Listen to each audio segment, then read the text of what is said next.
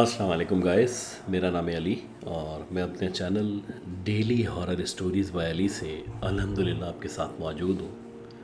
मैं उम्मीद करता हूँ कि मेरे सब्सक्राइबर्स खैरियत से हैं, आफ़ियत से हैं और मुझे सपोर्ट कर रहे हैं।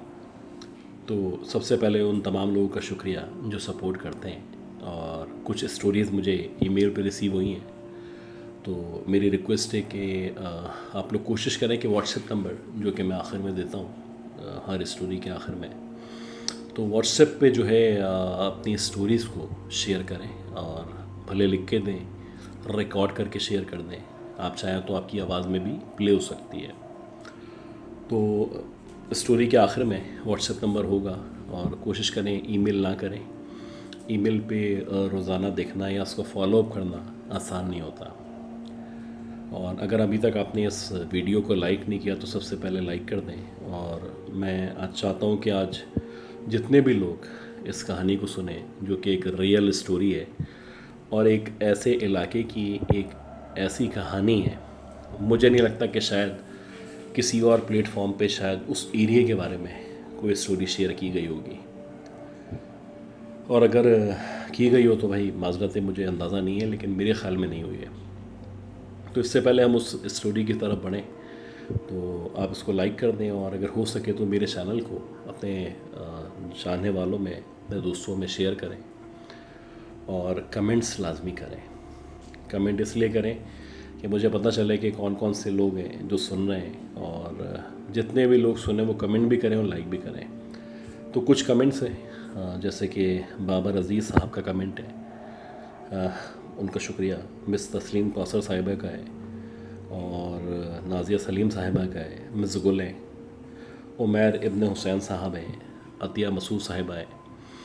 अतिया साहिबा आप कोशिश करें कि अपना हेडफोन थोड़ा सा चेंज करें, और अगर आप हैंड्स फ्री पे सुन रहे हैं और एक आप यूज़ कर रही हैं, कोई और यूज़ कर रहे हैं, तो फिर आवाज़ कम ही आएगी। दूसरी चीज़ ये कि नबीला ज़िशान साहिबा हैं और ज़ुबैर अली साहब हैं, अब्दुल अज़ीज़ साहब हैं, शमीम अख्तर साहिबा हैं, जमील अहमद कुरैशी साहब हैं, मुस्तफ़ा अली दार साहब हैं, अदील भाई हैं, आसिफ़ खान साहब हैं और मास तलहा हैं, सनी भाई हैं, हारून नज़ीर साहब हैं, ख्वाजा बिलाल साहब हैं और इसके अलावा जैन साहब हैं। तो मिस काशफा आपका भी शुक्रिया, आप तमाम लोगों का शुक्रिया कमेंट्स करते हैं। आज इंश्योर करना है कि जितने भी लोग इस स्टोरी को सुने वो कमेंट करें और लाजमी कमेंट करें, फीडबैक दें अपना। अच्छा, आज की ये जो स्टोरी है, ये स्टोरी बड़ी डिफरेंट स्टोरी है और ये स्टोरी नजम साकिब साहब की कहानी है और ये काफ़ी पुरानी कहानी है। ये बताते हैं ये उस दौर की कहानी है जब 1993-94 चल रहा था और मैं मौसमियात, जो कि आज भी अगर आप रात में उस एरिया में जाएं या उस तरफ जाना हो तो मुकम्मल तौर पे सुनसान और वीरान इलाके का मंजर पेश करता है। तो मैं मौसमियात के करीब एक जगह जॉब किया करता था और मेरी जो जॉब थी या नेचर इस तरह की थी कि अमूमन 7-8 बजे मैं फ्री हो जाता, लेकिन कभी कभी ऐसा होता कि ओवर टाइम करना पड़ता, जैसे क्लोजिंग होती, महीने का आखिर होता, तो मुझे क्योंकि मेरा काम इस तरह का था, अकाउंट्स का था, एडमिन का था, तो मुझे रोक लिया जाता। कभी कभी तो ऐसा भी होता है कि मुझे अगले दिन तक रोका जाता। खैर, एक दफ़ा ऐसे ही क्लोजिंग चल रही थी और मुझे कहा गया कि भाई आपको यहाँ रुकना पड़ेगा और कोई और ऑप्शन नहीं है। अब रुकने की वजह ये थी कि मेरी वालदा की तबीयत ख़राब चल रही थी, तो मैंने कहा कि मैं रुकूंगा नहीं। हाँ, आपका जो भी काम है भले 1-2-3 बजे तक मैं करूँगा और फिर चला जाऊँगा। और ये मेरी तरफ से ऑफ़र थी और उन्होंने एक्सेप्ट किया।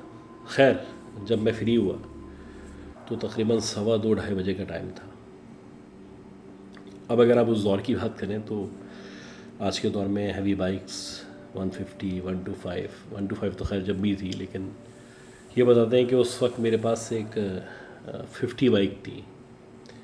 आपको याद हो कि रेड कलर की 50 बाइक हुआ करती थी, तो रेड कलर की 50 बाइक थी मेरे पास और उस बाइक पे मैं अपने ऑफिस से निकला। अब जब मैं ऑफिस से निकला तो उसकी स्पीड भी कम होती थी, पेट्रोल भी कंजम्पशन बहुत कम थी उसकी। तो मैं निकल के बस मौसमियात का जो रोड है, जो जहाँ पे मेन मौसमियात मौजूद है, उस तरफ आया तो बहुत दरख्त मौजूद थे, आज भी मौजूद हैं बहुत ज़्यादा दरख्त। तो जैसे ही मैं वहाँ पे आके रुका तो मैंने देखा कि मौसमियात का जो गेट है, गेट कहें आप उसको, या जो एंट्रेंस है, उसके सामने की तरफ यानी रोड क्रॉस करके कोई खड़ा हुआ है। और बज़ाहिर ऐसा लग रहा था जैसे कोई लेडी है, कोई ख़ातून है जो वहाँ पे खड़ी हुई हैं और शायद किसी का इंतज़ार कर रही हैं।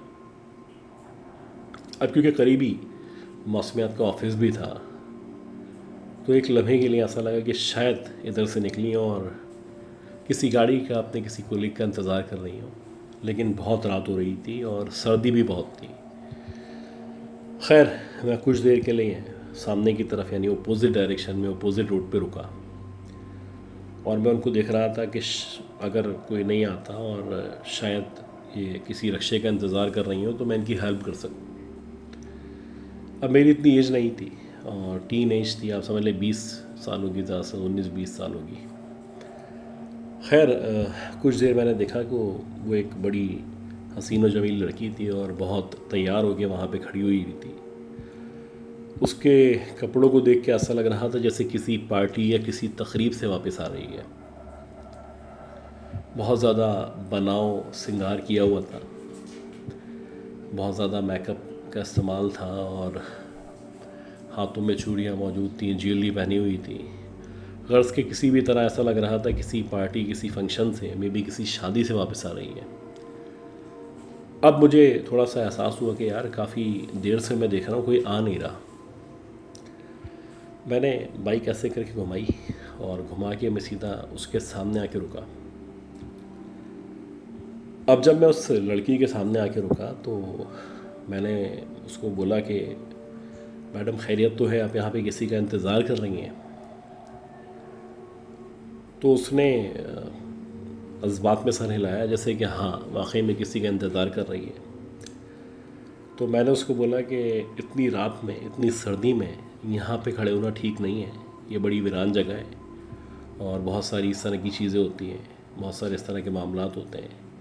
आप औरत ज़ाते तो यहाँ पे खड़ी ना हो, आप कहें तो मैं आपको आगे कहीं छोड़ दूँ, किसी स्टॉप पे छोड़ दूँ, रक्शे का इंतज़ाम कर दूँ या फिर जहाँ पे आपका घर मौजूद है, और अगर आप जाना चाहती हैं तो मैं छोड़ दूँगा।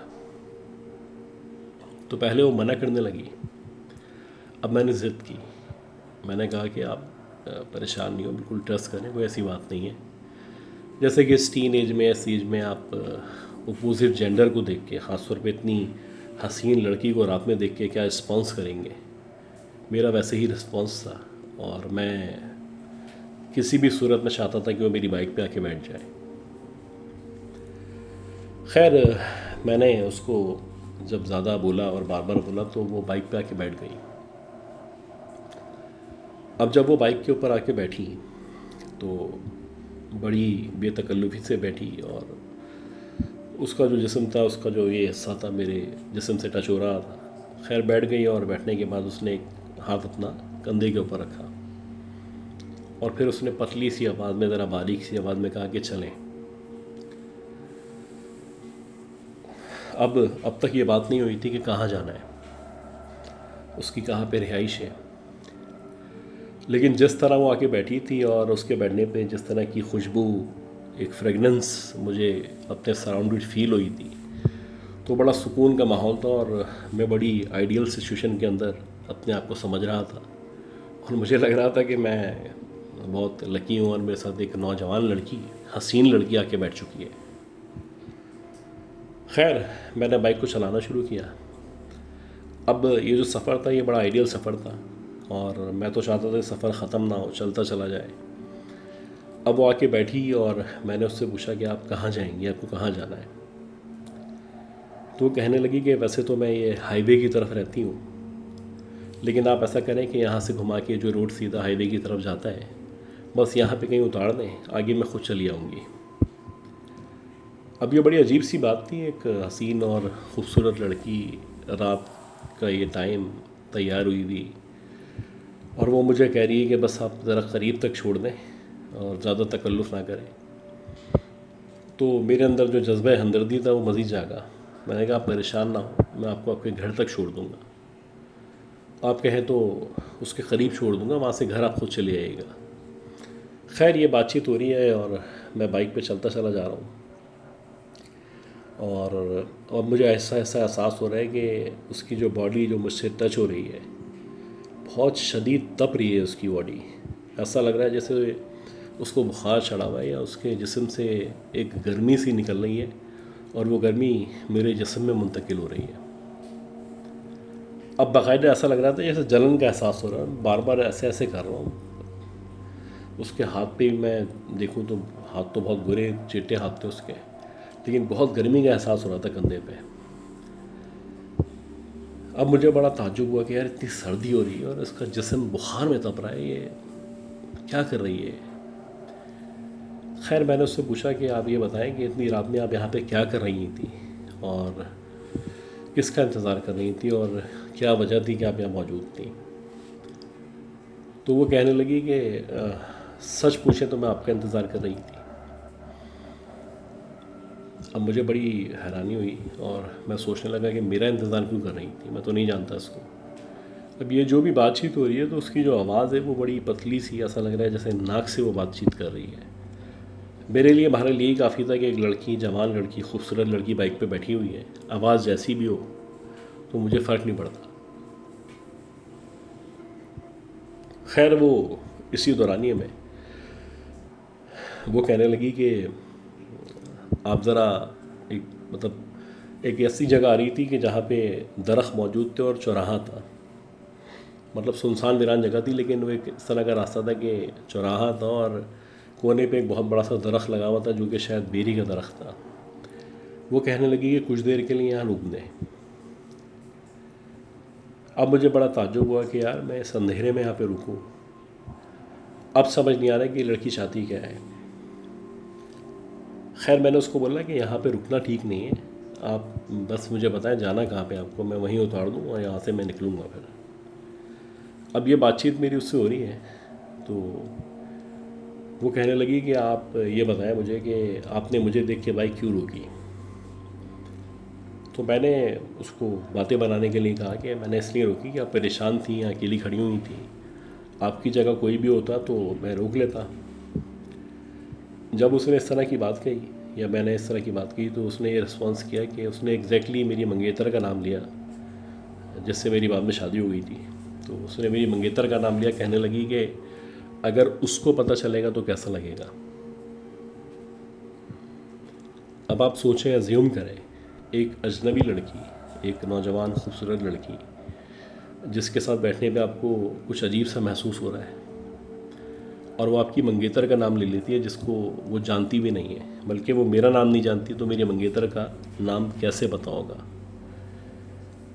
अब मुझे थोड़ा एहसास हुआ कि मामला कुछ जो है वो गड़बड़ है। तो मैंने उससे पूछा कि आप कैसे जानती हैं उसको। तो एक अजीब शैतानी सी मुस्कुराहट, एक हंसी, उसके मतलब एक आवाज़ मेरे कानों तक आई कि जैसे वो हंस रही है। अब जब हंसी तो मैं, बंदा देखता है, एक ताज्जुब भी है, गुस्सा भी है, मैं पलट के ऐसे करके देखता हूँ ना, तो मुझे एक लम्हे के लिए ऐसा लगा जैसे कि जो हसीन और जमील लड़की जिसको मैंने पीछे बिठाया था, अब ऐसा लग रहा था जैसे कोई बहुत ही बूढ़ी सी औरत है जिसके चेहरे पे हज़ारों लाखों झुर्रियाँ मौजूद हैं और उसके चेहरे को देख के ऐसा लग रहा है जैसे कोई 100 साल या उससे ऊपर की भी कोई औरत होगी जो पीछे बैठी हुई है। अब मुझे शौक सा लगा कि यार ये क्या चक्कर है। मैंने इधर उधर देख के जब दोबारा से उसके ऊपर नज़र डाली तो जो कॉर्नर ऑफ द आई से मुझे उसका चेहरा नज़र आया, जो भी एहसास हुआ, या इवन कि उसका जो पाँव का हिस्सा मुझे नज़र आया, तो ऐसा लगा कि बहुत ही कोई बूढ़ी औरत है जिसकी खाल लटकी हुई है, बहुत बेपनाह उसके चेहरे पे झुर्रियाँ मौजूद हैं और वैसे ही वो तैयार हुई भी है, वैसे ही उसने ज्वेलरी पहनी हुई है, सब कुछ वैसे ही है, लेकिन वो जवान लड़की नहीं है। अब वो कहने लगी कि क्यों, क्या हो गया, परेशान क्यों हो रहे हो। अब जब उसने इस तरह से कहा और उसको अंदाज़ा हुआ कि मैं वाकई में परेशान हूँ, तो अब ऐसा लग रहा था कि मैं बिल्कुल उसके जो भी उसका चुंगल है उसमें फंसने वाला हूँ। मैंने जैसे तैसे करके बाइक रोकी और रोकने के बाद बाइक को ऐसे करके टेढ़ा किया कि जैसे वो उतर जाए या नीचे गिर जाए। तो वो कहने लगी कि तुमने रोकी क्यों है।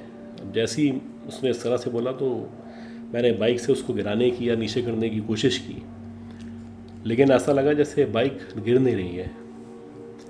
बहरहाल मैं उस बाइक को जब मैंने रोका तो मैंने ख़ुद ऐसे करके साइड में किया है और मैं उस बाइक से उतर के कूद के भागना शुरू कर देता हूँ। अब ये सुनसान वीरान रोड है जो कि हाईवे की तरफ जा रहा है। इस रोड पे मैं भागता चला जा रहा हूँ और सीधा सीधा भाग रहा हूँ। मेरी बाइक पीछे गिरी हुई है। मुझे नहीं पता वो औरत या वो बूढ़ी या जो खूबसूरत औरत थी या जो भी मखलूक थी वो वहाँ पे क्या कर रही है, गिर गई है, उठी हुई है। बस मैं भाग रहा हूँ, मुझे अंदाज़ा हो गया कि कुछ गलत हुआ है। आप यकीन करें कि मेरा ख्याल है कि 4-5 मिनट तक भागा हूँगा। मेरी हालत बुरी, मेरी सांस फूली हुई और ऐसा लग रहा है कि बस मैं गिरने वाला हूँ। भाग भाग के एक जगह पहुँचा जहाँ पे थोड़ी सी रोशनी मौजूद थी। एक समझ लें कि सरकारी बल्ब लगा हुआ था जो कि रोड पे स्ट्रीट लाइट्स होती हैं।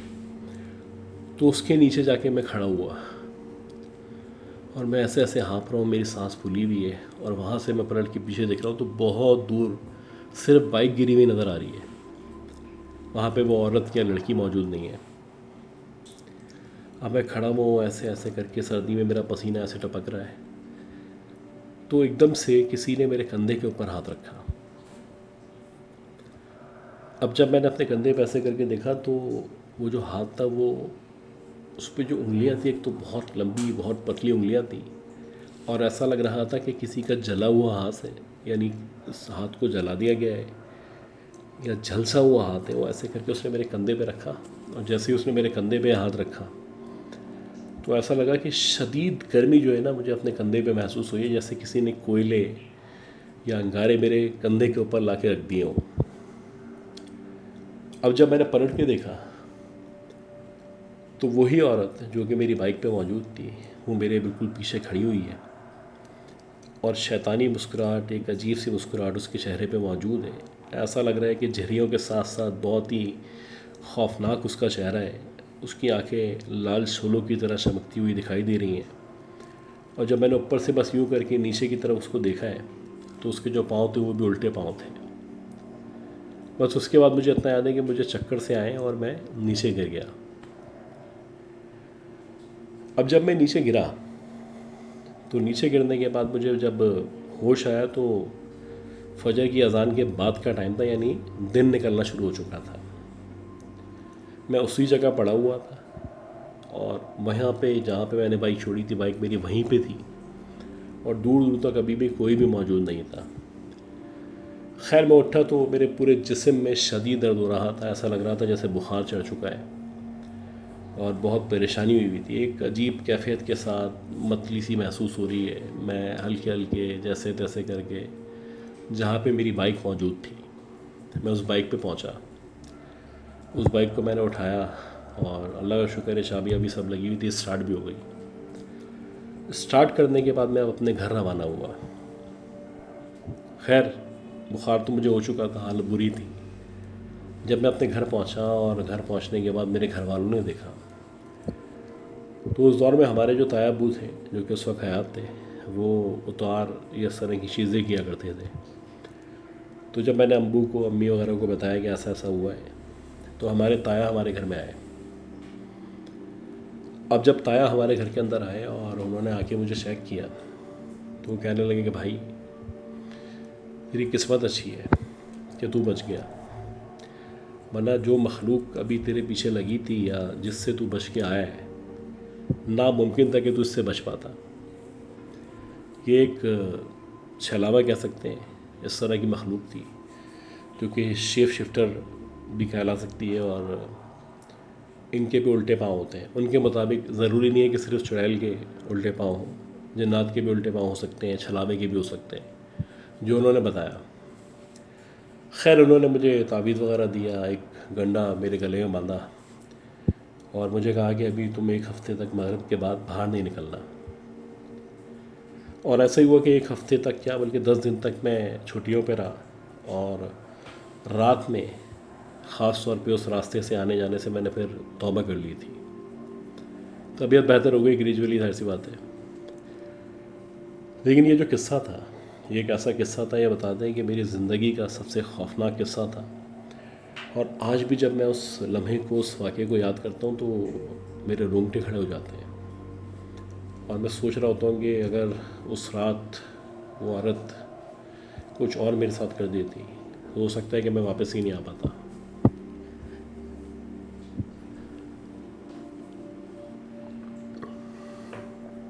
तो गाइज़, उम्मीद करता हूँ ये जो स्टोरी थी, ये स्टोरी आप लोगों को पसंद आई होगी। तो मौसमियात का जो एरिया है, जैसे कि नजम साहब के सामने स्टोरी भेजी है, तो ये एरिया इस तरह का है कि मेरा ख्याल है कि मैं 6 महीने शायद पहले भी यहाँ से गुजरा हूँ। इंतहाई हॉरिफिक, इतने ही इंतहाई खौफनाक एरिया है। रात में आप यहाँ से गुजरें, आपके रोंगटे खड़े हो जाएंगे। बिल्कुल सुनसान वीरान इलाका। और ख़ास तौर पे जो एक कच्चा रोड है जो आगे जा रहा है, जो आगे जाके जौहर से मिल जाता है, तो ये भी बड़ा खौफनाक रोड है। और आपके पास अगर कोई इस तरह के किस्से कहानियाँ मौजूद हैं मौसमियात के इलाके के बारे में या जौहर के बारे में, तो प्लीज़ शेयर करें। व्हाट्सएप नंबर स्क्रीन पे मौजूद है। और अब तक अगर आपने लाइक नहीं किया तो लाइक करें, सपोर्ट करें, कमेंट लाजमी करिएगा। मैं वेट करूँगा आपके कमेंट्स का, और इसी तरह सपोर्ट करते रहें। अल्लाह ताला मेरे इन सब्सक्राइबर्स को, मेरी इस यूट्यूब फैमिली को, मेरी फैमिली को, हम सबको सेहत दे, ज़िंदगी दे और हमारे कामों में आसानियाँ फरमाए। अगली अपलोड तक के लिए अपना ख्याल रखिएगा। अल्लाह हाफ़िज़।